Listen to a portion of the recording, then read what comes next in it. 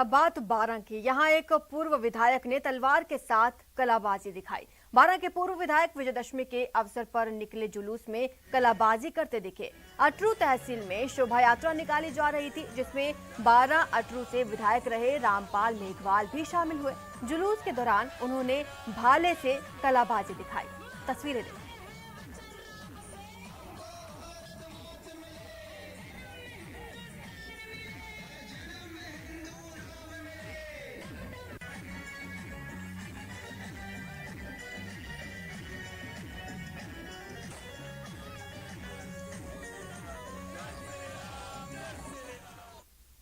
प्रदेश में पटाखा व्यापारियों के लिए राहत भरी खबर सामने आई है। गृह विभाग ने प्रदेश में अब ग्रीन पटाखे चलाने की अनुमति दे दी है। आपको बता दें, पहले गृह विभाग ने प्रदेश में 31 जनवरी 2022 तक पटाखों की बिक्री पर रोक लगा दी थी, जिसके बाद से पटाखा मैन्युफैक्चरर्स और व्यापारी लगातार सरकार से रोक हटाने की मांग कर रहे थे। इसको लेकर गृह विभाग और राजस्थान फायरवर्क्स डीलर्स और मैन्युफैक्चरिंग एसोसिएशन के बीच कई दौर की बातचीत हुई, जिसमें अब यह फैसला लिया गया। हालांकि एनसीआर क्षेत्र में पटाखे चलाने की अनुमति नहीं दी गई है।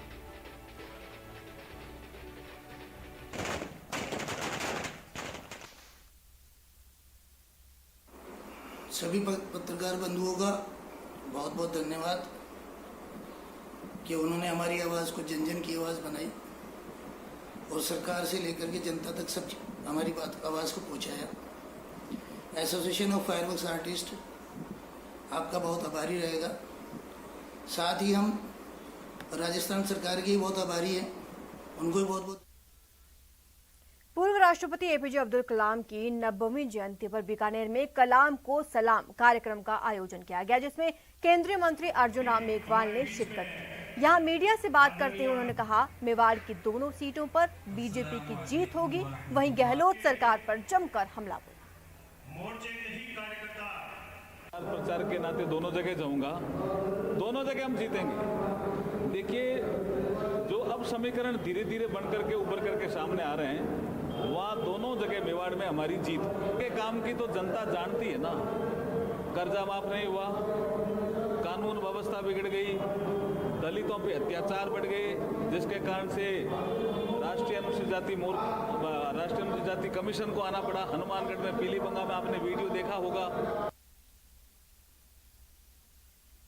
टोंक जिले की लाखों की आबादी की बीमारी से निजात दिलाने वाला सबसे बड़ा सरकारी अस्पताल खुद बीमार है। अस्पताल की चिकित्सा व्यवस्थाएं चरमराई हुई हैं। इसमें सुधार के लिए पिछले 3 दिन से लगातार औचक निरीक्षण जारी है, लेकिन फिर भी हालत सुधरने वाले नहीं है। कलेक्टर के निरीक्षण के दौरान हाजिरी रजिस्टर जब चेक किया गया तो उपस्थिति के बावजूद 40 चिकित्सा कर्मी गैर हाजिर मिले।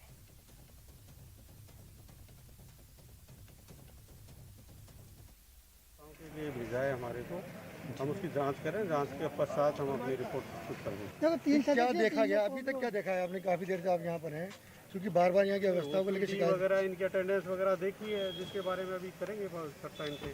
क्या लोग टाइम पे नहीं मिले हैं यहाँ पर? बेहतर व्यवस्थाएं हो सकती है, उनके लिए रिपोर्ट हम हमारा अभी काम कर रहे हैं और इसमें जब टाइम लगेगा और काम करने के बाद हम कुछ बता पाएंगे। अभी हम काम कर रहे हैं, हम पूरी बात करेंगे, देखेंगे और सोचेंगे समझेंगे, उसके बाद में कुछ बता पाएंगे क्या स्थिति है और क्या किया जा सकता है।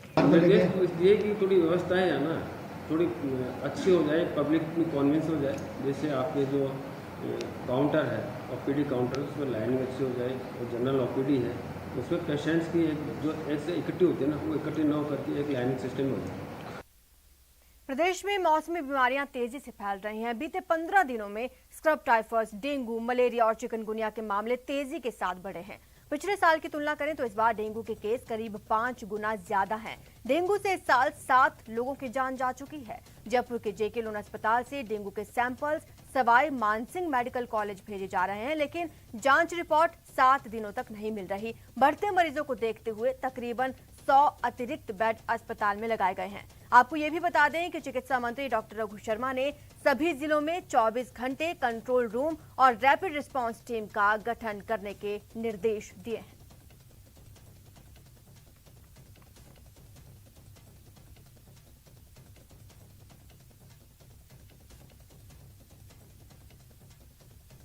राहत देने की कोशिश कर रहे हैं। एक्स्ट्रा बेड लगने शुरू हो गए हैं। और सैटरडे से हमारा जो डे केयर सेंटर है वो सिटी कॉलोनी जो कम काम में आ रहा है वहाँ पे शिफ्ट हो जाएगा, तो हमको एक वार्ड एक्स्ट्रा मिल जाएगा। यूँ ऐसा करके हम करीबन 100 बेड और उपलब्ध करा देंगे और उससे काफ़ी राहत पेशेंट्स को मिलने की उम्मीद है। धौलपुर के बसेड़ी थाना क्षेत्र में पार्वती नदी में डूबने से एक ही परिवार के 5 युवकों की मौत हो गई। मरने वालों में 2 सगे भाई भी शामिल हैं। ये पांचों आगरा के भवनपुरा गांव के रहने वाले थे। मां दुर्गा की प्रतिमा का विसर्जन करने आए थे। करीब 3 घंटे चले रेस्क्यू ऑपरेशन के बाद शवों को बाहर निकाला गया। आगरा पुलिस और परिजनों के आने के बाद शव सौंपे गए। एसपी केसर सिंह शेखावत ने बताया कि हादसे के शिकार लोग दशहरे पर चंबल और पार्वती नदी पर मां दुर्गा की मूर्ति विसर्जित करने के लिए आ रहे थे। मौके पर पुलिस बल तैनात किया गया था। इस दौरान बॉर्डर पर जगनेर थाना क्षेत्र के भुवनपुरा गांव के लोग पार्वती नदी पर आए। गांव के 4 युवक माता की मूर्ति लेकर पानी में उतर गए। मूर्ति का वजन ज्यादा होने के कारण चारों का बैलेंस बिगड़ा और पैर फिसलने से वो नदी में डूब गए।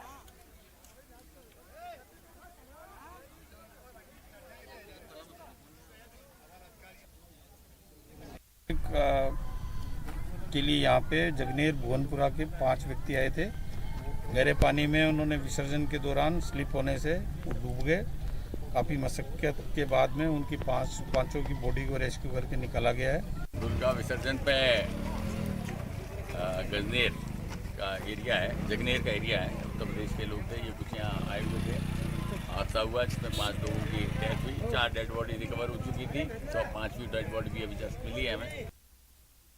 आपने ट्रेन के डिब्बों में कभी क्लासरूम्स देखे हैं जहां पढ़ाई के साथ होती हो फुल मस्ती?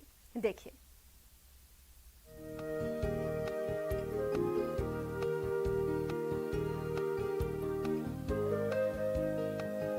स्कूल में एजुकेशन एक्सप्रेस, शिक्षा के मंदिर की नई पहचान, टीचर्स की मेहनत से बदली तस्वीर।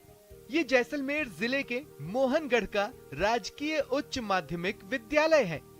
पहली बार देखने में ये आम सरकारी स्कूलों की तरह दिखेगा, लेकिन जैसे जैसे आप इसके करीब जाएंगे, साफ सफाई और सुंदरता देखकर प्राइवेट स्कूल भूल जाएंगे। यहाँ के पेड़ पौधे, खुला मैदान और ट्रेन के डिब्बे में पढ़ाई का माहौल छात्रों को अपनी ओर खींचता है। का माहौल बहुत अच्छा है, यहाँ की पेंटिंग वगैरह बहुत अच्छी है तथा इस स्कूल में हमेशा प्रतियोगिता होती रहती है तथा उस स्कूल में ना टीचर थे, अच्छे से पढ़ाई नहीं होती थी, लेकिन इस स्कूल में टीचर है, हमें अच्छे आदर्श देते हैं, अच्छे संस्कार देते हैं, इसलिए यहाँ मेरा पढ़ने में मन बहुत लगता है। इससे पढ़ रहा हूँ, मुझे 6 साल हो गए स्कूल में पढ़ते हुए। मैं अभी 11th में हूँ। मैं जिस स्कूल में पढ़ता था उस स्कूल में इतनी सुविधा नहीं थी। यहाँ पे बहुत सुविधा है और गुरुजन भी बहुत है और यहाँ पे बहुत अच्छी पढ़ाई होती है। भामाशाहों के सहयोग और शिक्षकों की जी तोड़ मेहनत की वजह से आज इस स्कूल की अलग पहचान है। यहाँ की दीवारों पर शानदार चित्रकारी की गई है, जो स्कूल आने वाले हर छात्र को आकर्षित करने के साथ पढ़ाई के लिए भी प्रेरित करती है। स्कूल के स्टाफ और प्रिंसिपल क्षेत्र में पढ़ाई की नई अलख जगाना चाहते हैं। छात्रों का विद्यालय के प्रति आकर्षण बढ़ा है तथा विद्यालय में प्रोजेक्टर भी लगा हुआ है, जिसके प्रयोग शुरू कर छात्रों में ई शिक्षा के प्रति रुचि उत्पन्न करने का अहम रोल अदा किया है और अनुशासन में भी बहुत ही सुधार हुआ है। इसलिए हमारी स्कूल के अंदर नामांकन की बढ़ोतरी हो रही है। बच्चों का जो रुझान है वो शिक्षा की ओर बढ़ेगा, स्कूल के अंदर नामांकन बढ़ेगा। इस साल हमने इसका भरसक प्रयास किया। आज विद्यालय के अंदर हमने ट्रेन का निर्माण करवाया है और 1 से 5 की जहाँ कक्षाएं चलती है वहाँ पर हमने चित्रकारी की है। अलग अलग फल फ्रूट्स के चित्र, ट्रेन के चित्र बनाए ताकि बच्चे उन चित्रों को देखकर ज़्यादा से ज़्यादा सीखे, बोरियत महसूस ना करें। और इसका परिणाम आज ये है कि हमारे विद्यालय के अंदर 300 से अधिक का नामांकन बढ़ चुका है। कहते हैं कुछ अच्छा करने के लिए नियत का अच्छा होना जरूरी है। जिस नियत के साथ इस सरकारी स्कूल को सजाकर तैयार किया गया है, ऐसे ही बाकी सरकारी स्कूलों को भी संवारने की जरूरत है। न्यूज़ 18 के लिए जैसलमेर से श्रीकांत व्यास की रिपोर्ट। फिलहाल इतना ही।